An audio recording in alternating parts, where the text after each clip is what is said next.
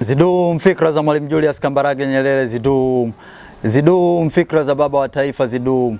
Ndugu zangu wa Tanzania wenzangu, kwa majina naitwa Hassan Bomboko, ni kada wa Chama cha Mapinduzi, lakini pia ni raia wa kawaida na mwananchi kutoka wilaya ya Muheza, mkoa wa Tanga, nchi hii ya Tanzania. Ndugu zangu, katika kipindi hiki ambacho tunakwenda kukumbuka miaka 21 bila hayati baba wa taifa, tunakwenda kuenzi kifo cha hayati baba wa taifa Mwalimu Julius Kambarage Nyerere. Tanzania namkumbuka Mwalimu Julius Kambarage Nyerere katika mambo ya msingi makubwa ambayo ameweza kuyafanya kwa taifa letu. Jambo la kwanza ambalo namkumbuka nalo ni uasisi wake wa vyama vingi.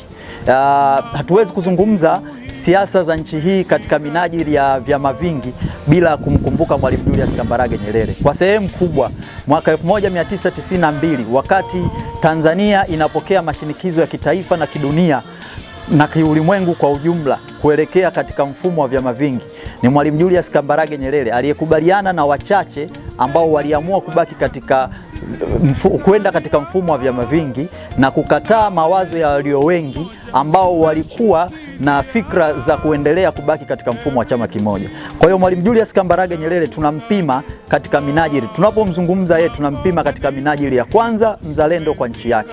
Aliamini lazima tufikie mahala tupate fikra mbadala.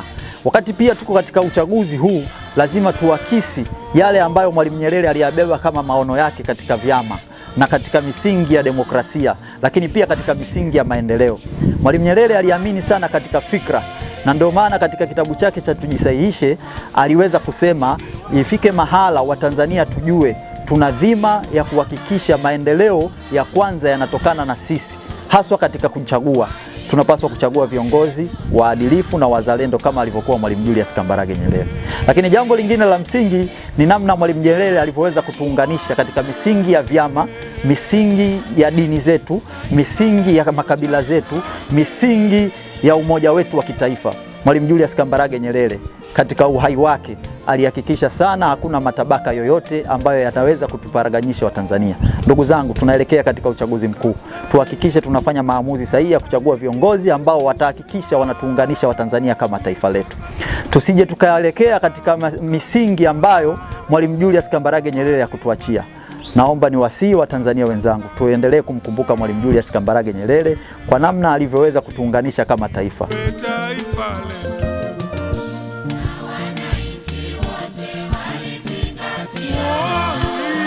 Lakini jambo la pili ambalo namkumbuka Mwalimu, wakati tunakwenda kwenye uchaguzi mwaka 1995, Mwalimu Julius Kambarage Nyerere alizungumzia umuhimu wa mambo manne ambayo vyama vinapaswa kushindana katika uchaguzi.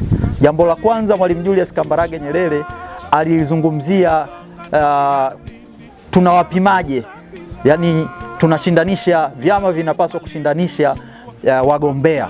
Kwa hiyo tutaangalia mgombea anayetokana na Chama cha Demokrasia na Maendeleo, tutaangalia mgombea wa NCCR, mgombea wa CCM, tunawashindanisha kwa ubora wao, mgombea kama mgombea.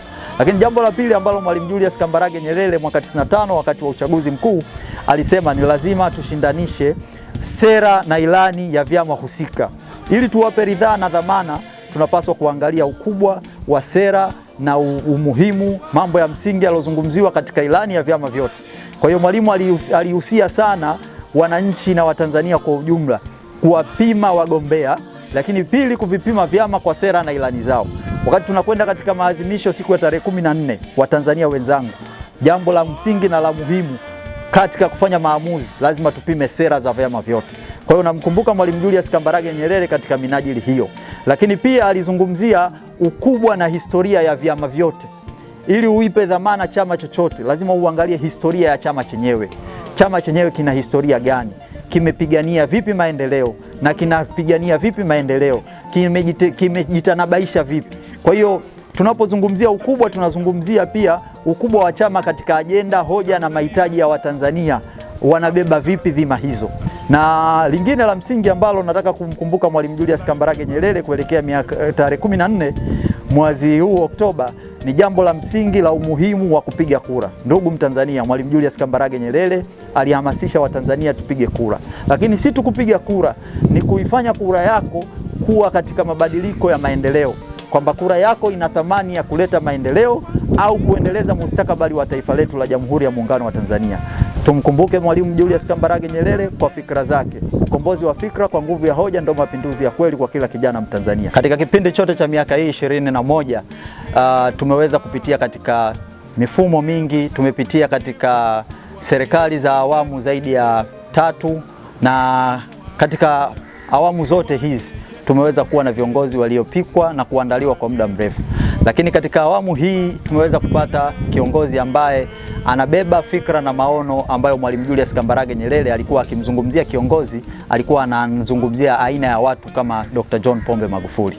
Ndugu zangu, kwa Rais wa Jamhuri ya Muungano wa Tanzania tuliye naye sasa na ambaye ndiye mgombea wa Chama cha Mapinduzi, Dr. John Pombe Magufuli ni mtu pekee ambaye anaakisi fikra, maono na uweledi ambao Mwalimu alikuwa anataka kiongozi awe nao.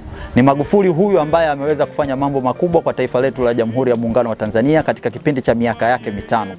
Mambo ambayo Mwalimu alikuwa akiyapigia kelele na alitamani kuyaona nchi yetu.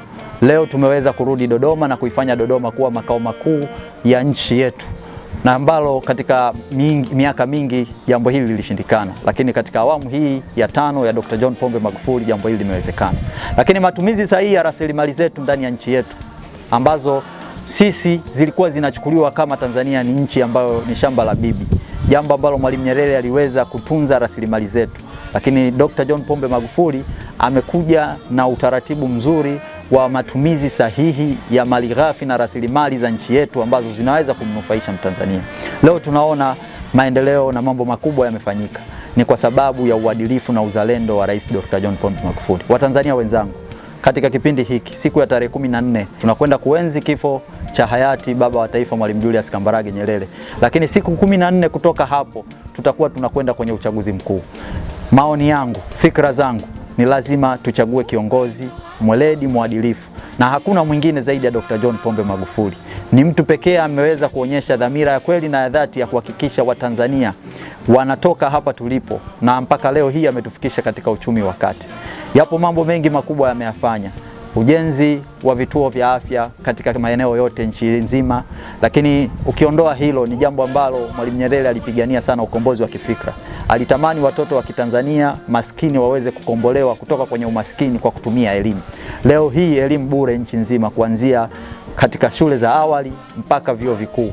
Watu wanaweza kupata mikopo, watu wanaweza kukopesheka, waliofaulu vizuri na hata ambao hawakufaulu vizuri wanasoma katika mazingira sawa. Kwa hiyo nataka tu kuwakumbusha Watanzania wenzangu, kwa nini tukamchague Dr. John Pombe Magufuli? Kwa sababu ni mtu ambaye unapomzungumza Mwalimu Nyerere lakini unamwangalia kama kimvuli. Rais Magufuli ni wale viongozi ambao Mwalimu Nyerere aliwazungumza kama extraordinary leaders. Yaani ni viongozi ambao wanakuja mara moja kwa miaka mingi. Tulimpata Nyerere akakaa kwa muda mrefu, lakini sasa tunaye Magufuli. Ndugu zangu, siku ya tarehe 28 tuhakikishe tunakwenda kumpigia kura Dr. John Pombe Magufuli, kwa sababu ni mtu ambaye amebeba maono na fikra ambazo Mwalimu Julius Kambarage Nyerere alikuwa nazo. Idumu fikra za Mwalimu Julius Kambarage Nyerere. Mungu ibariki Tanzania, Mungu mbariki Dr. John Pombe Magufuli.